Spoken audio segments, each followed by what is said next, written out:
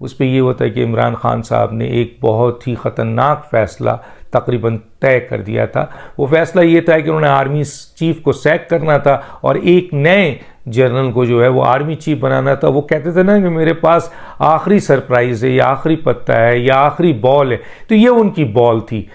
यहां तक खबरें निकली कि आर्मी चीफ को बरतरफ कर दिया जाए। और दो हेलीकॉप्टर कहा जाता है, दो हेलीकॉप्टर जिसमें अहम तरीन लोग शामिल थे, वो लैंड करते हैं। आपको भी पता है, मुझे भी पता है कि ताकत के जो मराकज हैं वो ये तय कर चुके थे और ये इतलात आ चुकी थी। कहा यह जाता है कि दो हैं, कोई कहता है तीन शख्सियात उनके एक सेपरेट कमरे में उनको लेके गए और उनसे बाज़ाब्ता तौर पर यह कहा कि आपका गेम ओवर है।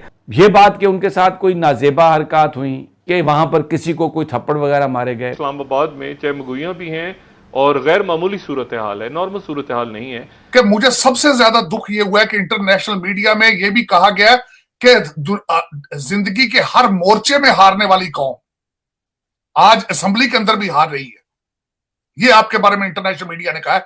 इंटरनेशनल मीडिया ने फेल स्टेट कहा है। नतीजे वो 5 साल नाहल हो जाएंगे, तो वो कह रहे हैं हम, कई लोग कह रहे हैं कि हम हो जाएंगे और कंटेम्प्ट की प्रोसीडिंग चलेंगी। नवाज शरीफ को वजीर आजम देखना नहीं चाहते हैं अपने इस दौर में, जो अभी का एक सियासी निज़ाम का दौर है जिसमें अपोजिशन अपना वजीर आजम लाएगी और ये अपोजिशन में होंगे, तो वो देखना ही नहीं चाहते थे। चुनांचे वो कहते थे मार्शल अल्लाह के, ताकि मेरी भी जान छूटे और न मैं खेलूँ न इनको खेलने दो। इस सिलसिले में वो तमाम कार्रवाई तो कर रहे थे, लेकिन आपने एकदम सुना कि जी सुप्रीम कोर्ट के जज 12 बजे आ रहे हैं और हाई कोर्ट ने एकदम जो है, तो ये क्या हुआ था। उस पर यह होता है कि इमरान खान साहब ने एक बहुत ही ख़तरनाक फ़ैसला तकरीबन तय कर दिया था और इस सिलसिले में काबीना में भी इख्तलाफात पाए गए थे और लेकिन वज़ीर आज़म ने ये फ़ैसला कर लिया कि उन्होंने ये करना है। और वो क्या था, वो फ़ैसला ये था कि उन्होंने आर्मी चीफ को सैक करना था और एक नए जनरल को जो है वो आर्मी चीफ बनाना था। वो कहते थे ना कि मेरे पास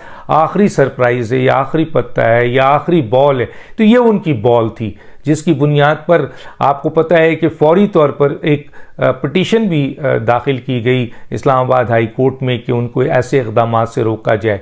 फिर हुआ क्या, फिर ये गेम ओवर हुआ, क्योंकि फिर 111 ब्रिगेड के जो जवान हैं वो निकल चुके थे और वो पूरा का पूरा पीएम हाउस और उस इलाके को घेर चुके थे। रेंजर्स निकल चुकी थी, वो भी घेर चुकी थी।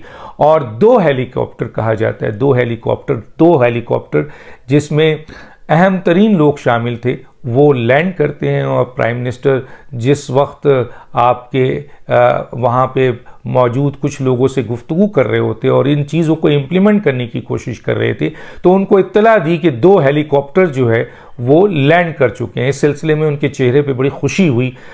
एक साहब ने कहा कि उनके चेहरे पे बड़ी खुशी आई कि जैसे ये वो प्लान का हिस्सा है।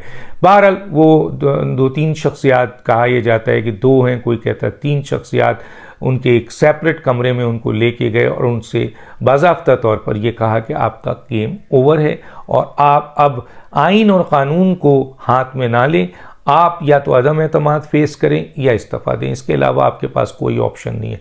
उन्होंने, इमरान खान ने कहा कि मैं तो कुछ और एक्सपेक्ट कर रहा था, तो उन्होंने कहा जो भी आप एक्सपेक्ट कर रहे थे उसकी इत्तला हमारे पास आ गई है और वो कागज़ भी हमारे पास आ गया है। चुनांचे आप ये कर रहे हैं या फिर बाकी बाहर भी जेल की गाड़ियां आ गई थी और ये सारा कुछ मूवमेंट शुरू हो गया था और अदालतें लग गई थी कि कोई ऐसा गैर आइनी गैर कानूनी काम प्राइम मिनिस्टर इस मौके पे, हालांकि प्राइम मिनिस्टर का इस्तेहकाक है कि वो ट्रांसफर एंड पोस्टिंग कर सकता है, अपॉइंटमेंट कर सकता है, लेकिन हालात भी देखे जाते हैं कि क्या ऐसे हालात में जब मुल्क क्राइसिस में है और उस पर अदम एतमाद आ चुकी है, अदम एतमाद को फेस करने के बजाय वो अनकॉन्स्टिट्यूशनल काम पार्लियामेंट में कर रहा है, जुडिशरी के ऑर्डर्स को उठा के फेंक रहा है और ऐसी ट्रांसफर पोस्टिंग पे आ रहा है जो अदम एतमाद में नहीं की जा सकती है, तो उनको रोका गया। ये कम्युनिकेट कर दिया गया था कि फैसला ये आने वाला है 12 बजे के बाद और उसके बाद अमल दरामद होगा।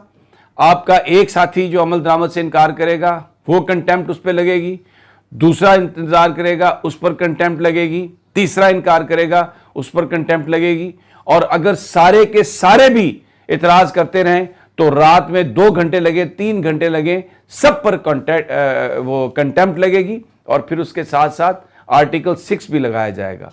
तो जो इंतहाई करीबी रुफका थे, उन्होंने कहा कि आपने जंग जहां तक लड़नी थी लड़ ली है। तो उन्होंने फिर यह फैसला लिया कि बिल्कुल हम इस तरह से करेंगे। अब वजीर आजम साहब के साथ हेलीकॉप्टर से कोई आया या नहीं आया ये इररेलेवेंट हो गया।